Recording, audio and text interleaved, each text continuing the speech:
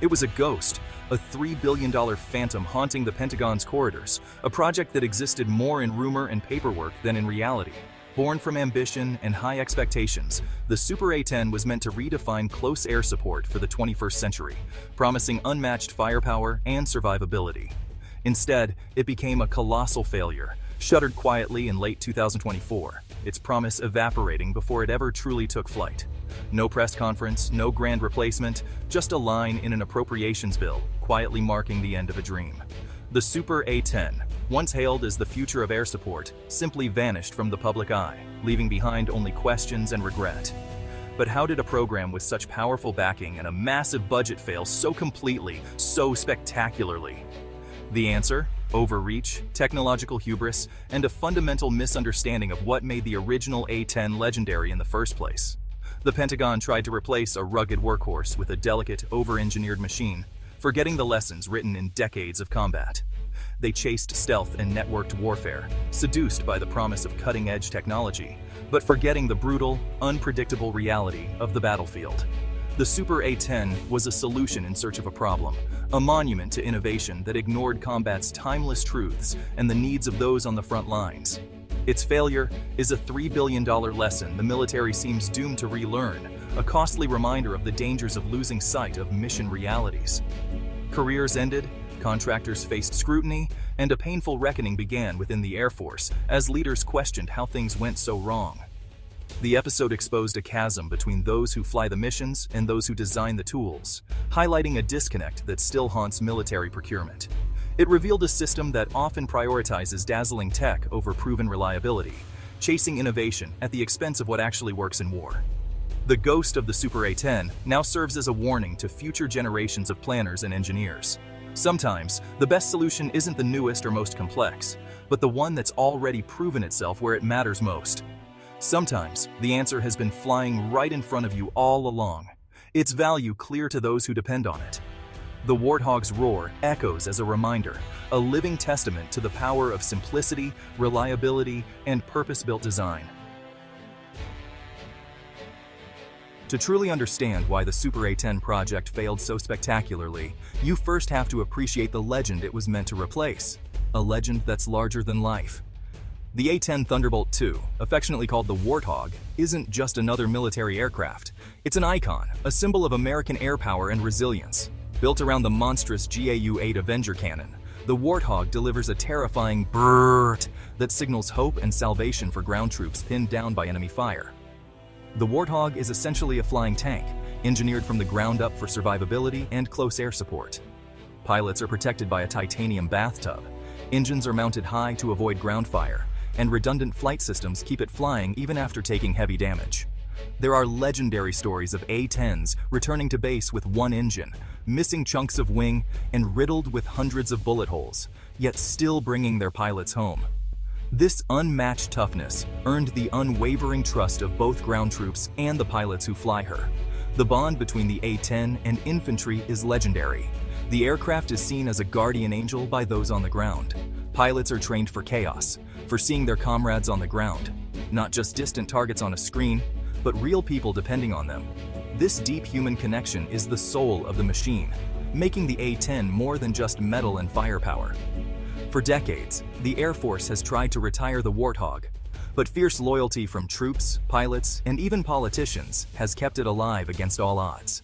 Nothing else in the U.S. arsenal can do what the A-10 does. No other plane inspires the same confidence or delivers the same results in close air support. This fierce loyalty demanded a worthy successor, a new aircraft that could live up to the Warthog's impossible standard. The Pentagon couldn't simply retire the Warthog. They had to promise something even better, something that could fill its massive shoes. But that promise would prove impossible to keep, as every attempt fell short of the legend. The legend of the A-10 set a standard so high, no replacement could ever truly match it. In the end, the Super A-10 was doomed from the very start, overshadowed by the myth and reality of the Warthog itself.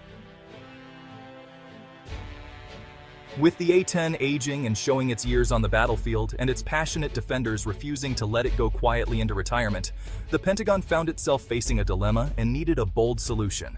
The Air Force wanted more than just another simple, rugged aircraft. It demanded stealth, advanced networked capabilities, and true multi-role flexibility for the modern battlefield. In 2023, the AX Next-Gen KAS program was born, introducing what would be called the Super A10. The vision was ambitious and forward-thinking. Combine the Warthog's legendary survivability with cutting-edge technology never before seen in a close air support platform. Stealthy materials, drone control, and modular weapons bays were all promised as part of the new design. The Super A10 would become a flying command center, capable of controlling swarms of drones and delivering precision strikes from the sky, all while keeping its pilots safe.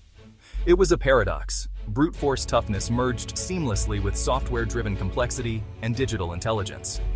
Contractors promised the best of both worlds: modular weapons, directed energy lasers, and even more advanced systems.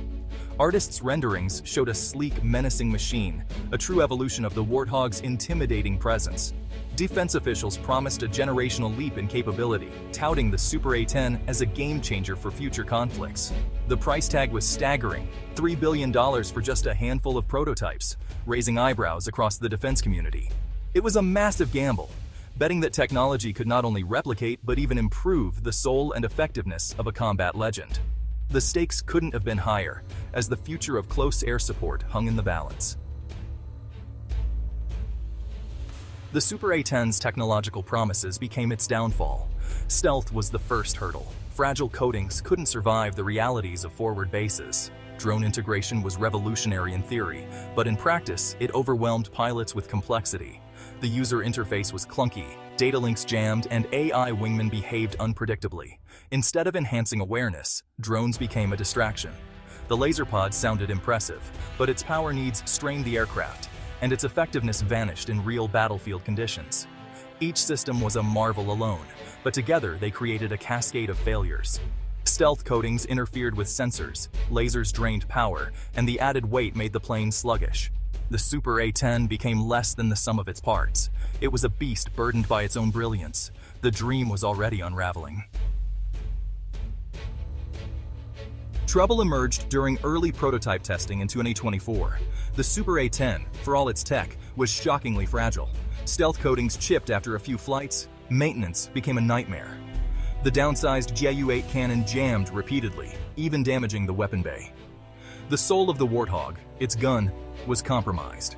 In war games, the Super A10 underperformed compared to its 40-year-old predecessor. Pilots found it less nimble, sensors overwhelmed, and situational awareness diminished. Embarrassing failures mounted drone control systems crashed. Lasers overheated. The cracks in the Super A10's armor were now gaping wounds. The dream was turning into a very public, very expensive nightmare. The harshest verdict came from the pilots. Initially hopeful, they quickly soured on the Super A10. The cockpit was a masterpiece of information overload: buggy software, non-responsive screens, and a drone interface that felt like a video game gone wrong. One pilot joked it needed a pilot, a weapons officer, and an IT specialist just to fly. The original A10 let pilots focus on one thing: putting rounds on target. The Super A10's sleek canopy restricted visibility. Advanced sensors couldn't replace the Mark I eyeball. Pilots felt disconnected from the battlefield. After-action reports were unanimous. Pilots didn't trust the Super A10 to keep them or ground troops safe. The human element, the warriors' faith in their weapon, was fatally overlooked. An aircraft is useless if its pilots don't believe in it. The pilot's judgment was clear. The king had no clothes. As failures leaked, Washington took notice.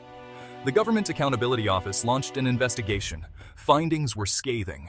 Unrealistic goals, poor testing, and ignoring warfighter feedback doomed the project. The $3 billion budget was gone. Just 2 non-functional prototypes to show for it. Making the aircraft combat-ready would require billions more and another decade. The cost per plane dwarfed even the F-35 for a platform that couldn't do its job. Political support evaporated, hearings were held, and blame was assigned. In early 2025, the program was officially terminated. Contractors faced penalties, and program managers were reassigned. The unraveling was complete, a trail of broken promises and wasted resources. Today, the A-10 Warthog still roars above America's training ranges. Upgraded and modernized, its soul remains unchanged. The Pentagon's high-tech replacement is just a memory, a ghost in the machine. The Super A10's failure is a timeless lesson. Capability means nothing without reliability and trust. In combat, what matters most is faith that your weapon will work when lives are on the line. The Super A10 inspired zero trust, forcing a painful reevaluation within the defense establishment. The lesson: listen to the end users, pilots, maintainers, and ground troops. The Warthog flies on, a testament to toughness, simplicity, and reliability. Its continued service is a defiant brrrr aimed at the hubris of those who tried to replace it. Sometimes, the most effective tool is the one that's earned its place through decades of faithful service.